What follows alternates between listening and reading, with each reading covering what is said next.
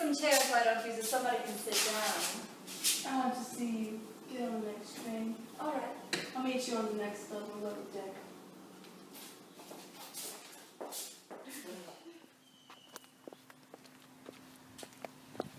Terrible place, isn't it? Awful. Does her good to get away. Doesn't her husband object? Wilson? Man's so dumb he doesn't even know he's alive.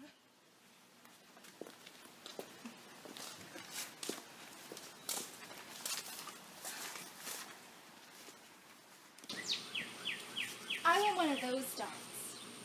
One for the apartment? What kind are they? We got all kinds. What kind do you want, lady? I want a police dog. You got any of those? That's no police dog. Well, it's not exactly a police dog. It's more of an Airedale. But look at that coat. Some coat. How much is it? That dog's gonna cost you $10. Here's your money. Buy 10 more dogs with that one.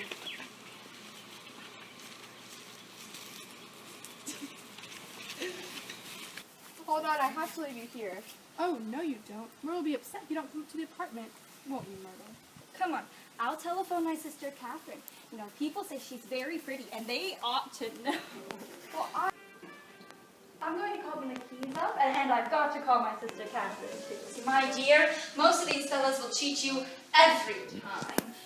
All they think about is money. You know, I had a woman up here last week to do my feet, and when she gave me the bill, I thought she'd had my appendicitis out.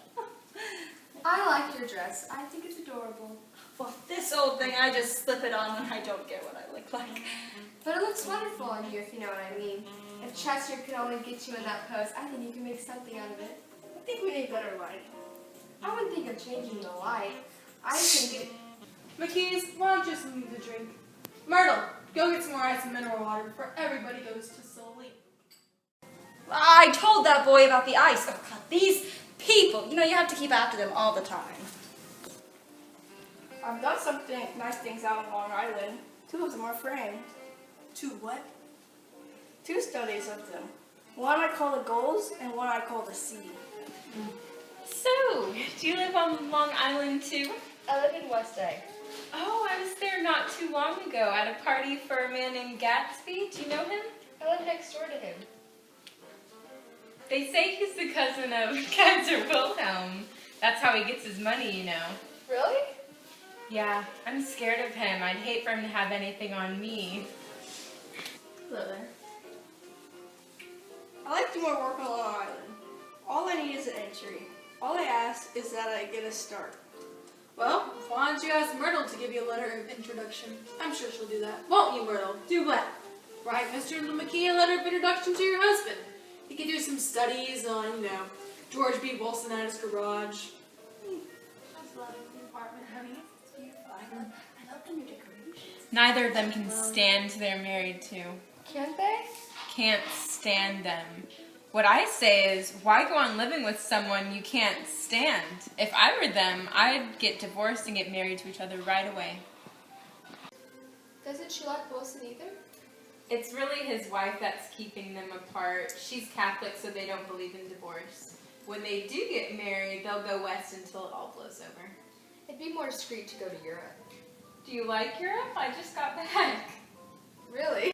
We just went to Monte Carlo and back. We had over $1,200 when we started, but got gypped out of all of it in 2 days in the private rooms. We had an awful time getting back, I tell you. God, how I hated that town. I almost made a mistake too.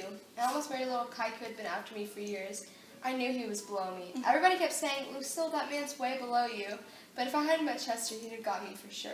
Yes, but at least you didn't marry him. I know I didn't. I did. And that's the difference between your case and mine. But why did you marry him, Myrtle? No one forced you to. I married him because I thought he was a gentleman. I thought he knew something about breeding, but he wasn't fit to lick my shoe. Well, you were crazy about him at some point. Crazy about him? Look, I'm no more crazy about Wilson than I am about that man there. The only crazy I was when I married him. I knew right away I had made a mistake. You know, he borrowed somebody's best suit to get married in. The man came by one day. I said, "Is that your suit?" Well, this is the first I ever heard about it. And then I gave him the suit and laid down and cried and beat the band all afternoon. She ought to get away from him. They've been living over that garage for 11 years now. Tom's the only sweetie she ever had. See, it was on the two little seats facing each other that are always the last ones left on the train. See, I was going up to New York to visit my sister and spend the night. He had on a dress shirt and patent leather shoes, and he kept looking at me, and I couldn't keep my eyes off him. And every time he looked at me, I had to pretend like I was looking up at the advertisement above his head. See, when we got off the train, his white shirt front pressed against my arm, and I told him I was going to call the police, but he knew I lied.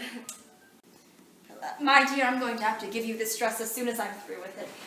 I'm going to go get another one tomorrow. Let's see. I should make a list over all the things I need to do. I've got to get a massage and a wave and a collar for the dog and one of those cute little ashtrays and where you can touch a spring and a wreath with a black silk bow for Mother's grave that'll last all summer. See, I've got to write that down so I don't forget all the things I got to do.